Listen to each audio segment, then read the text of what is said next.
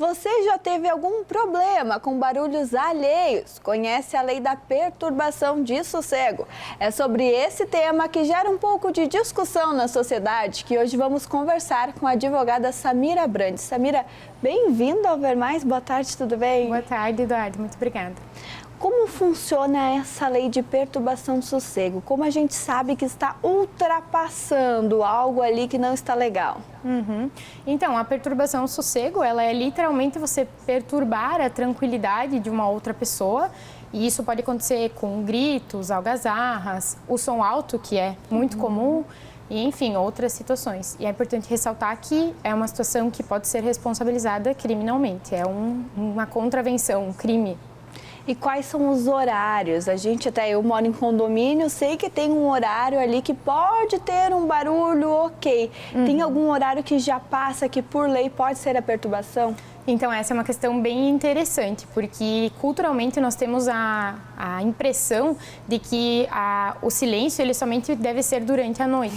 E, na verdade, a perturbação, o sossego, ela também pode ocorrer durante o dia. Até porque tem pessoas que trabalham contraturno, então podem estar descansando durante o dia. E, obviamente, se for uma situação que ultrapassa da normalidade, seja nos finais de semana, durante a semana, mesmo durante o dia, também pode configurar a perturbação. Samira, e tem alguma norma diferente quando é perto de escolas, de hospitais, dessas entidades que precisam de silêncio? Eu ouvi uma vez que perto do hospital a gente não pode nem buzinar e passar de som alto. Isso está correto? Sim, exatamente. São locais que por si só, independentemente do horário do dia, elas necessitam ainda mais desse silêncio, né? Considerando a questão de idosos, crianças, pessoas enfermas também. Eu acredito que para vocês chegue muita questão de vizinhos que estão fazendo muito barulho. O que a gente faz quando o vizinho ali está fazendo muito barulho? Já tentei conversar, já falei diretamente com ele e não resolveu. Devo procurar um advogado? Sim, qual que é a nossa orientação? Logicamente que se não conseguir resolver de forma amigável, a gente tem as convenções de condomínio que são estipulados, aí sim, muitas vezes o horário do silêncio absoluto durante a noite, mas qual que é a nossa orientação? Com o auxílio de um advogado, fazer o registro de um boletim de ocorrência. Porque nesse boletim de ocorrência vai ser possível trazer as provas, e aí é uma dica que a gente sempre dá. Hoje em dia todo mundo tem celular, né? Então, o interessante é sempre você buscar registrar e filmar, porque vai ser colacionado a esse boletim de ocorrência essa situação, então, para dar o devido seguimento e a pessoa, quem sabe, ser responsabilizada por isso. E quais são essas penalidades? Você comentou antes no início que isso pode até ser considerado um crime, ter uma pena. Quais são essas penalidades? Sim, exatamente. Na verdade, o artigo em si, ele prevê uma pena de prisão de 15 dias a 3 meses. Mas na prática, quando acionada, por exemplo, a polícia militar, que também é possível no momento do fato ali, isso se dá bastante em casos, por exemplo, comerciais, né? Casas de shows, enfim, que é bem comum também. A polícia militar, muitas vezes, ela é acionada, ou aquele vizinho que está ouvindo o som alto.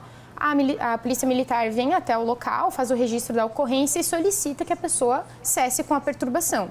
Se essa pessoa não cessar, né, ou se recusar a baixar o volume, essa pessoa, ela inclusive pode ser presa em flagrante por uma desobediência. Então, a gente teria aqui uma desobediência e também uma perturbação do sossego, que seria um outro crime.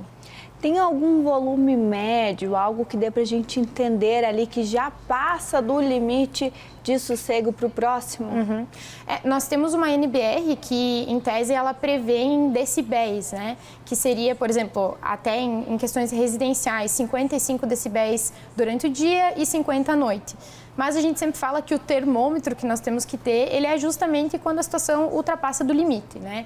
Quando é um volume muito alto, há uma situação muito recorrente, então é mais ou menos uma questão de bom senso também. Porque muitas vezes a gente não consegue medir, né? Não tem um aparelho também para saber exatamente. A gente não tem muito uma noção do que é esse volume, mas se colocar no lugar do outro, Isso. né? Se fosse eu tentando dormir, meu vizinho com som, agora, nessa época de fim de ano, que começam as festas, festas, começa a ter mais reclamação? Sim, com certeza. Essa questão do som alto, principalmente, porque é justamente o momento em que as pessoas se reúnem para fazer as confraternizações familiares, das empresas, dos amigos. E aí, justamente por conta dessa situação, por vezes as pessoas utilizam o som alto e, querendo ou não, nas festas de final do ano, isso acaba aumentando sim.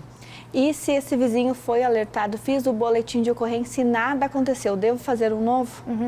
Então, o boletim de ocorrência, ele vai seguir o seu trâmite, né? Como se realmente acontecerem novas situações, é interessante sempre fazer o registro, se possível, adicionar novas provas, mas também há outras maneiras, através do boletim de ocorrência, que seria a parte criminal, mas essa pessoa, inclusive, pode entrar com uma ação judicial até em outras áreas, como, por exemplo, na área civil. E a gente pode fazer ali no boletim online, que hoje em dia tem acesso. Isso, exatamente. Aqui em Santa Catarina, nós temos a possibilidade de fazer o boletim de forma online e a perturbação ao sossego é possível registrar online, sim, através do site da Polícia Civil.